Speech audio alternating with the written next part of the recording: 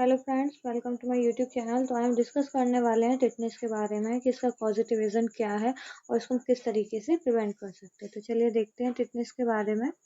सबसे पहले जानेंगे टिटनेस एक बैक्टीरियल डिसीज होती है। कौन सी डिसीज है टिटनेस? एक बैक्टीरियल डिसीज होती है जो कि किस बैक्टीरिया से होती है? क्लॉस्ट्रीडियम टिटनी। कौन से बैक्टीरिया से? क्लॉस्ट्रीडियम टिटनी, जो कि कौन सा बैक्टीरिया होता है? ग्राम पॉजिटिव टाइप का बैक्टीरिया। कौन सा? ग्राम पॉजिटिव बैक्टीरिया होता है। ठीक है, तो टिटनेस जो होता है वो एक बैक्टीरियल डिसीज है जो कि क्लॉस्ट्रीडियम टिटनेस नाम के बैक्टीरिया से होती है, जो कि ग्राम पॉजिटिव टाइप का बैक्टीरिया होता है। और टिटनेस में हम क्या देखने को मिलता है? पेनफुल मसल्स स्पाज्म, यानी पेनफुल मसल्स स्पाज्म मतलब होता है कि जो बॉडी मसल्स होती हैं उनमें क्या होता है, इतना ज़्यादा पेन होता है स्पाज्म की वजह से, वो स्पाज्मोडिक मोड में चली जाती है ना, तो मतलब जो मसल्स होती है उसमें क्या होता है, पेनफुल स्पाज्म होने लगता है। टिटनेस में अपन को देखने को मिलता है। और इसके बैक्टीरिया का नाम क्या होता है? क्लॉस्ट्रीडियम टिटनी, जो कि ग्राम पॉजिटिव बैक्टीरिया है। क्लॉस्ट्रीडियम टिटनी, तो चलिए देखते हैं क्लॉस्ट्रीडियम टिटनी के बारे में। तो अभी हमने पढ़ा था कि क्लॉस्ट्रीडियम टिटनी कौन सा टाइप का बैक्टीरिया होता है? ग्राम पॉजिटिव बैक्टीरिया है। कौन सा है? ग्राम पॉजिटिव बैक्टीरिया, जो कि जिसमें कुछ और भी इस बैक्टीरिया के बारे में जो इम्पोर्टेंट पॉइंट्स हैं वो याद करने की ज़रूरत है। जिसमें से पहला है कि एक एनएरोबिक बैक्टीरिया। एनएरोबिक मतलब होता है एब्सेंस ऑफ एयर, यानी कि विदाउट ऑक्सीजन। ये जो बैक्टीरिया है विदाउट ऑक्सीजन क्या होता है, अच्छे से ग्रो कर पाता है, इसलिए हम इसको क्या बोलते हैं? एनारोबिक बैक्टीरिया होता है। स्पोर फॉर्मिंग बैक्टीरिया है, यानी कि अपने चारों तरफ क्या बनाता है? स्पोर बनाता है, स्पोर फॉर्म करता है ये जो क्लॉस्ट्रीडियम टिटनी है, तो इसलिए क्या है? स्पोर फॉर्मिंग बैक्टीरिया है। साथ में क्या है? ये एक ड्रमस्टिक बैक्टीरिया होता है, ड्रमस्टिक बैसिलई। ठीक है, ये जो बैक्टीरिया वो क्या है? ड्रमस्टिक बैसिलई। ये क्या है? ड्रमस्टिक बैसिलई होती है। ठीक है, इसका स्ट्रक्चर क्या है? ड्रमस्टिक बैसिलई है। ये बैक्टीरिया क्या करता है? कुछ सब्सटेंस प्रोड्यूस करता है जो कि क्या होते हैं? एक्सोटोनिक सब्सटेंस बोलते हैं हम जिनको। ठीक है, तो क्लॉस्ट्रीडियम टिटनी जो होता है वो एक ग्राम पॉजिटिव बैक्टीरिया होता है, एनारोबिक बैक्टीरिया है, यानी कि बिना ऑक्सीजन के अच्छे से ग्रो कर पाता है। स्पोर फॉर्मिंग बैक्टीरिया, यानी कि ये जो बैक्टीरिया होता है वो अपने चारों तरफ एक कवर टाइप बनाता है, इसको स्पोर बोलते हैं। साथ में क्या होता है? ये ड्रमस्टिक बैक्टीरिया है, ड्रमस्टिक बैसिलई है। ये इसका क्या है? स्ट्रक्चर है। क्या है इसका? स्ट्रक्चर है ड्रमस्टिक बैसिलई। और साथ में ये क्या करता है? स्पोर। ये क्या करता है? स्पोर फॉर्म करता है। ठीक है, तो ये स्पोर फॉर्मिंग हो गया। एक्सोटोनिक कुछ एक्सोटॉक्सिन्स प्रोड्यूस करता है। ठीक है ना, अब ये जो कौन से एक्सोटॉक्सिन सब्सटेंस प्रोड्यूस करता है इनको हम देखते हैं।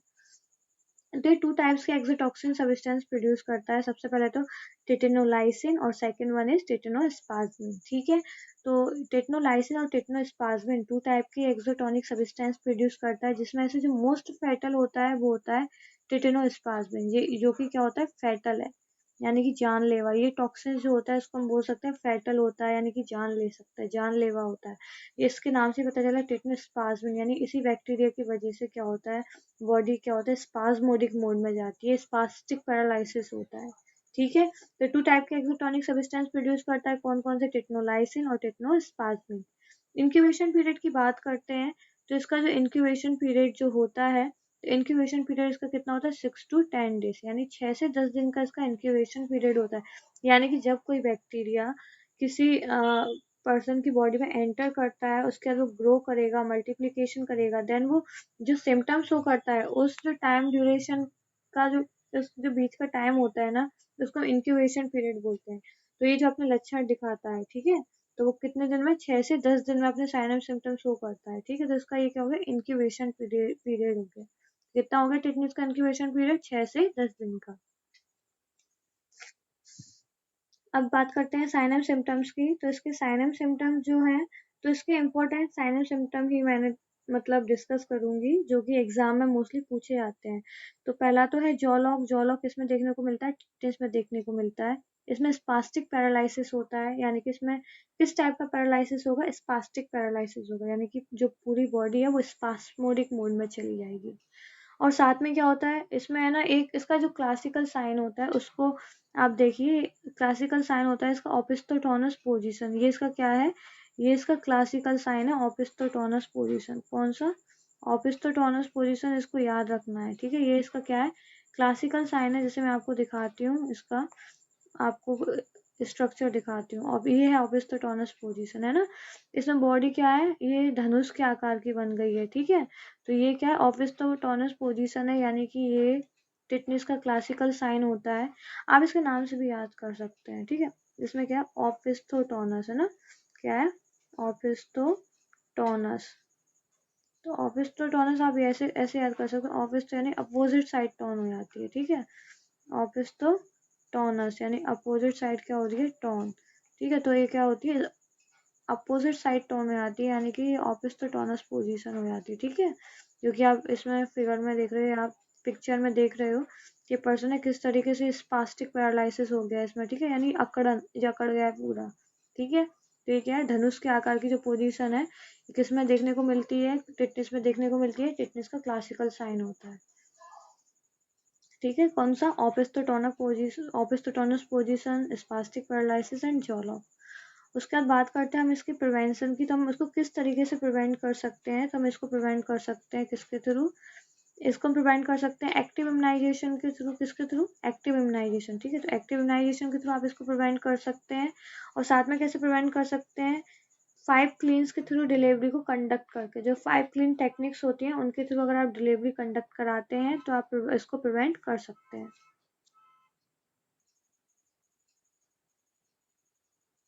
ठीक है। तो इसको कैसे प्रिवेंट कर सकते हैं, एक्टिव इम्यूनाइजेशन के थ्रू यानी वैक्सीनेशन के थ्रू, और साथ में कंडक्ट करेंगे डिलीवरी 5 क्लीन्स के थ्रू।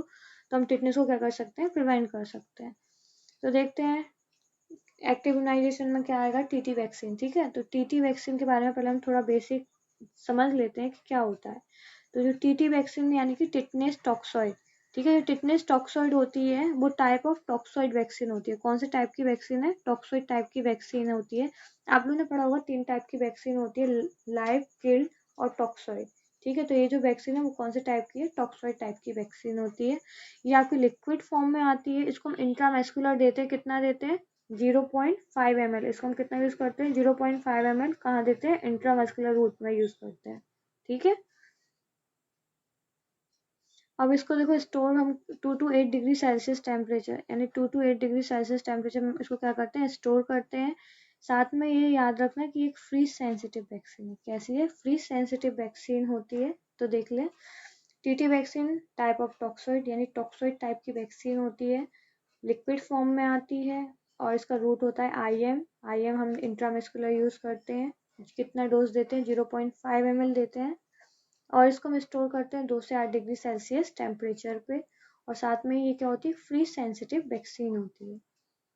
अब बात करते हैं टीटी वैक्सीन इन प्रेग्नेंट वुमन, ठीक है। तो हम प्रिवेंशन की बात कर रहे थे, तो हम इसको किस तरीके से प्रिवेंट कर सकते हैं, हम इसको प्रिवेंट कर सकते हैं अगर हम प्रेग्नेंट लेडी का टीटी वैक्सीन के थ्रू इम्यूनाइजेशन कर दें, ठीक है।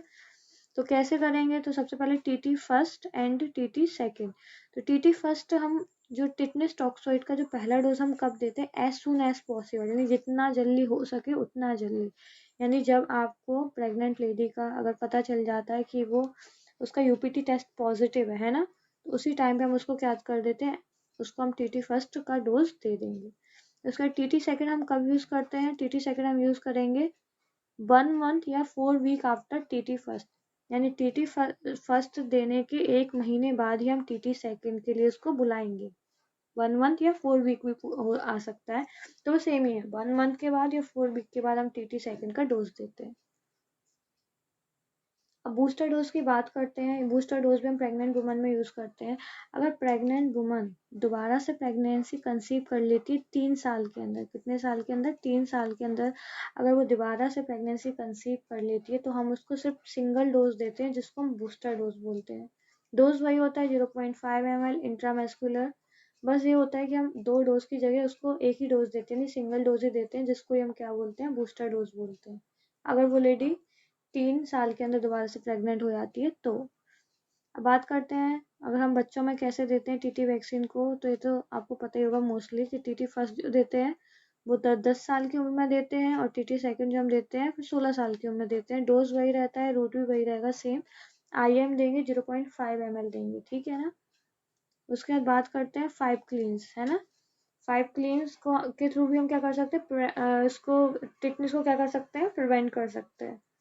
जैसे कि 5 क्लींस टेक्निक्स यूज कर रहे हैं हम डिलीवरी टाइम में, तो हम उसको क्या कर सकते हैं, प्रिवेंट कर सकते हैं, किसको, टिटनेस को, स्पेशली न्यू नेट्रम टिटनेस को। ठीक है, तो 5 क्लींस में सबसे पहले क्या आएगा, clean surface, surface area clean होना चाहिए, क्लीन हैंड होना चाहिए, clean cord care, clean cord tie, clean cord stump. इसको आपको याद करना पड़ेगा 5 क्लींस। ठीक है, ये 5 क्लींस आपको याद होने चाहिए। ठीक है, तो clean surface, clean hand, clean cord care, clean cord tie, clean cord stump. ठीक है, अम्बिलिकल कॉर्ड की बात कर रहे हैं यहाँ पे।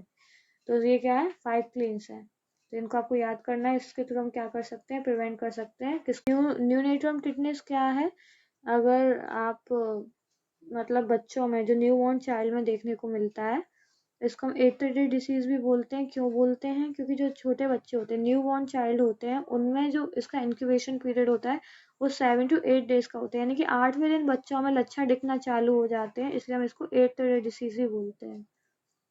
अब बात करते हैं इसका सबसे मोस्ट इम्पोर्टेंट पॉइंट, गावा न्यूरोट्रांसमीटर। ये क्या है, मैंने क्यों लिखा हुआ है, तो गावा न्यूरोट्रांसमीटर मैंने इसलिए लिखा हुआ है, ठीक है, तो गावा न्यूरोट्रांसमीटर मैंने इसलिए लिखा हुआ है क्योंकि टिटनेस एक ऐसी डिसीज होती है, टिटनेस में क्या होता है, इनहिबिशन होता है।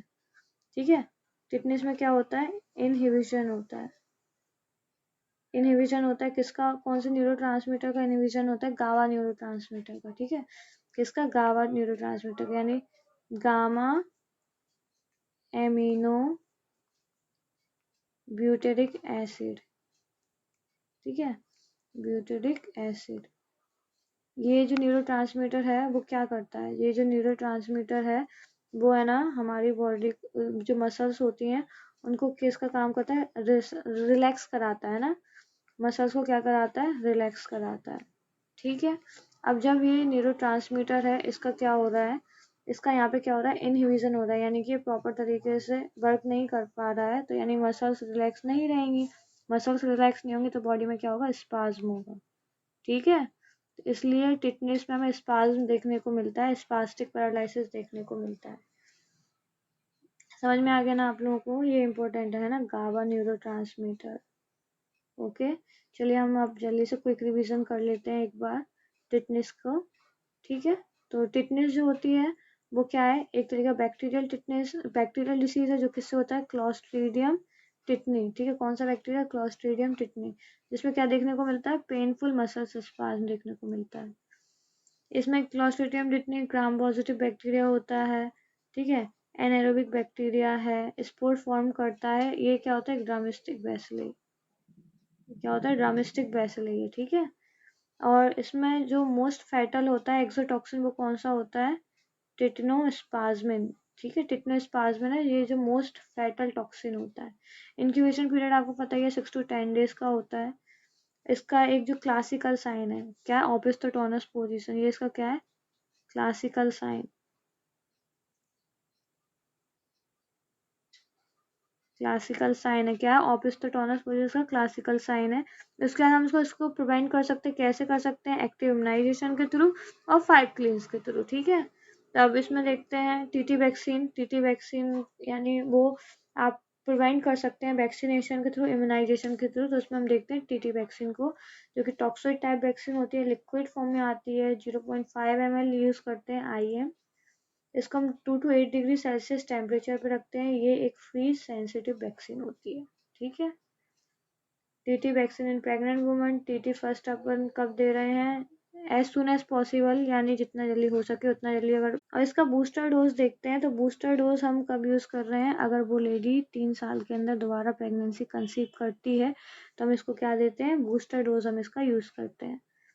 टीटी वैक्सीन बच्चों में 10 साल में पहला डोज और 16 साल में दूसरा। टीटी वैक्सीन इन चिल्ड्रन बच्चों में फर्स्ट डोज 10 साल की उम्र में देते हैं और second dose 16 year of age में यूज़ करते हैं। ठीक है, उसके बाद बात करते हैं 5 क्लींस की, जिसके थ्रू क्या कर सकते हैं, डिलीवरी को कंडक्ट कराते हैं टिटनेस को प्रिवेंट करने के लिए, न्यूनेट्रम टिटनेस को प्रिवेंट करने के लिए। ठीक है, तो जिसमें फर्स्ट क्या है, क्लीन सरफेस होना चाहिए, क्लीन हैंड होना चाहिए, क्लीन कॉर्ड केयर होनी चाहिए, क्लीन कॉर्ड टाई होनी चाहिए और क्लीन कॉर्ड स्टम्प होना चाहिए। ठीक है, तो इसको तो आपको याद ही करना पड़ेगा 5 क्लीन्स को।